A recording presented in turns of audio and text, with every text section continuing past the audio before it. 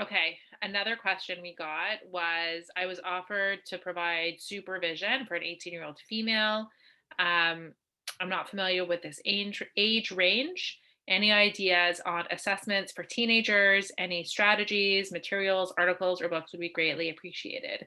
Um, I was actually just having this conversation with the BCBA that I work with because I find that in our field, we're so much less comfortable with like that life skills component with the teenagers, with the adults. Um, and I'm wondering like why is that? Like is it that we don't have enough training?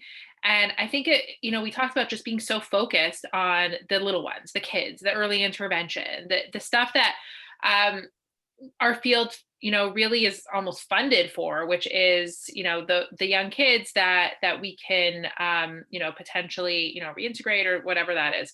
And we're so focused on that we forget where our kids are going to be in 5 or 10 years from now. And I think if we got more involved in seeing the teenagers and the young adults, I think it would change how we treat the young ones. um, and I think at least I've been working with some kids now for 4 or 5 years. And sometimes it used to be that we had kids for 3 years, and like then we kind of got to discharge them because that's how long the funding lasted. And I think now that I'm having kids for longer and seeing them be in this process for longer and they're getting ABA funding for longer, I think at least myself, I'm noticing that like we have to do things differently. Like we have to be starting at a much younger age to be preparing them for teenagehood. Life skills have to start as young as possible. We don't want to wait until they're 12 or 13 to be starting teaching them the independence and the routines and the life skills, and keeping them at a table until they're 10 years old is really not going to be in their best interests. Okay. Rant over. How do we actually do that?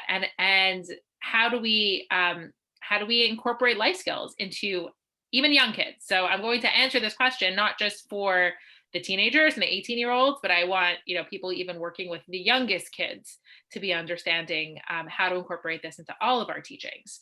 Um, so I think think about what are the skills that they're going to need in their environment. Looking at their environment, is it their home life, their community life, their school? And thinking about what are the skills that they're going to need to be successful and independent. So, is it that they need to be able to dress themselves? Do they need to be able to make themselves a snack? Do they need to be able to move around the room independently, to complete an independent activity schedule, to be able to tolerate a haircut? All of these things are things that make them be able to participate in their community and home life more independently. And once you know that, we have the skills. It's chaining, it's forward backward chaining, it's task analyses, it's shaping, it's reinforcement. It's using all of those ABA principles that we have and putting them into a different format, into a real life community based format. So it's not DTT, it's not exposing them to trial after trial after trial. Um, but it's using all of the other skills that we kind of forget about and putting them into a format that we call life skills. And there are a lot of different curriculums and assessments that we can look at. One of the ones that we like is the AFLs, so the Assessment for Functional Living Skills, which was created by Partington, who also created the ABLES. Sounds familiar. So he also recognized this need, and he said, well, I need something for beyond the ABLES, right? Even though the ABLES isn't necessarily age normed, it does focus a lot on the early, academics, attending, language skills, that when you get into the teenage years, it's just not as relevant. So he created the AFLs, which was a stronger focus on home life, community life, job readiness skills, and it has a lot of good ideas that you can use to create programming based out of. It's still going to your programming is still not going to look like the DTT table work trial by trial, and I'm a big fan of making it look as realistic and as natural as possible, because life skills need to be taught in the natural environment. So even if you're teaching your child, cutting skills, they can cut and cut and cut and cut and cut at the table. And then you tell them, okay, now go, cut your apple for snack. And they're like, well, I didn't do this. So teach them while you're cutting the apple for snack, right? Like teach it in the way that it's going to be relevant to them, because they may have weak generalization skills. They may have weak language skills. It may be, they may be dependent on that specific stimulus, and they can't generalize the stimuli. So all of that is really important. and thinking about where our kids are going to be in 5 or 10 years from now.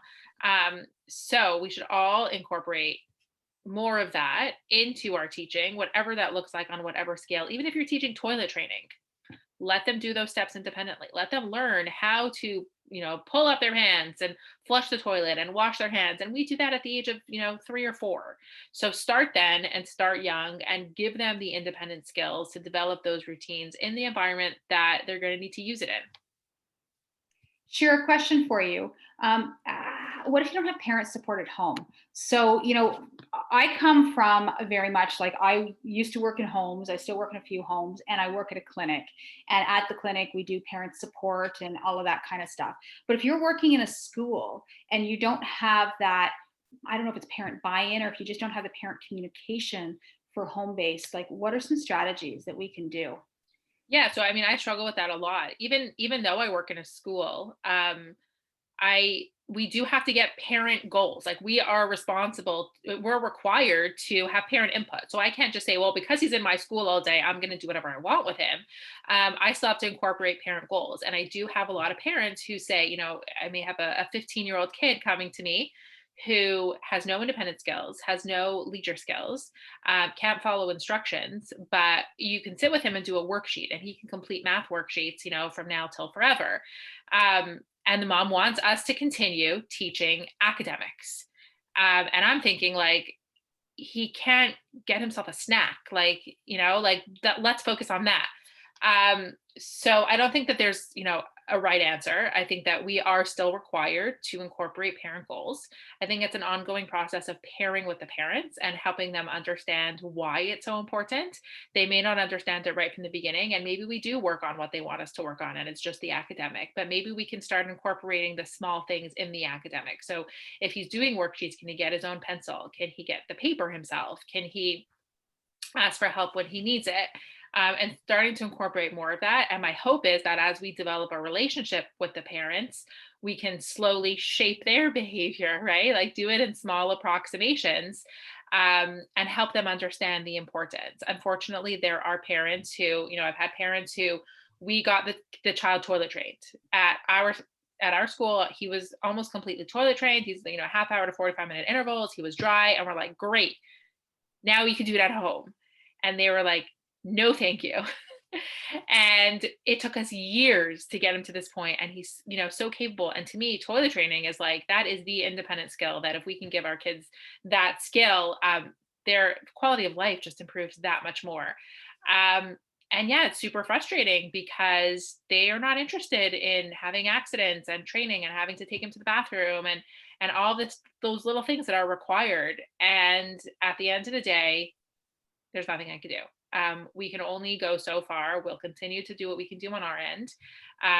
But I think, not everyone's going to agree with us. And that's part of our cultural sensitivity and understanding where parents are coming from and not enforcing our agenda on them, other than educating them and supporting them and hoping to like build a relationship with them. And I think that's huge. The whole no judgment piece is massive. And it's something I had to learn because when I was younger, I was like, oh, I can't believe that they just wouldn't do that. I can't believe that, I can't believe that, I can't believe that. And all my sentences seemed to start with that. And then I became a mom. And I think I became a better professional, a better at parent coaching, anyways, when I became a mom, because now I have that perspective taking of like, yeah, you know what? There are some days I don't have the time to wait for my kid to get dressed in the morning because I need to get out the door and I need to get out the door fast. So I'm going to dress my kid in the morning. Not anymore, but that's what had to happen. Oh, you know what? Morning routine, forget the whole morning routine.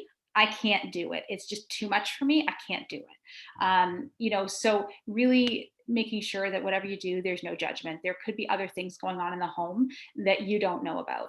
And that is what you have to think about, first of all.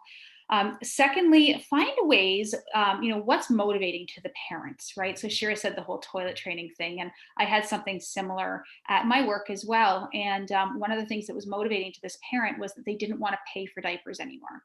And it wasn't about like, oh, my kid's toilet trained and can have that life skill. It was like, diapers are expensive. Fine, whatever your motivation is, we're going with the whole diapers are expensive. I can save you money. Let me toilet train your kid. things like that. We've also gone so far as to videotape certain things. And again, you need parent permission to do that. But, if parents can send in an iPad of their own, then you're videotaping on their device. You're not, you're not storing it anywhere because it's their device. And that's typically what we do is, have parents send in a tablet and we'll videotape not dressing, but we'll videotape, say, them tying their shoes or putting their coat on independently, things like that, and going, wow, can you believe what he did? Look, I just took a video of it because I thought you'd want to see it. And, sometimes words, disappear, but when you see a picture, what do they say? A picture speaks 1,000 words. And sometimes just the parent or the act of the parent seeing these videos and going, oh, wow, I didn't know my kid was capable of that. I'm going to try it. And sometimes that's motivating enough. But yeah, you can't always win those battles though. That's and I think the big thing is like, it's hard.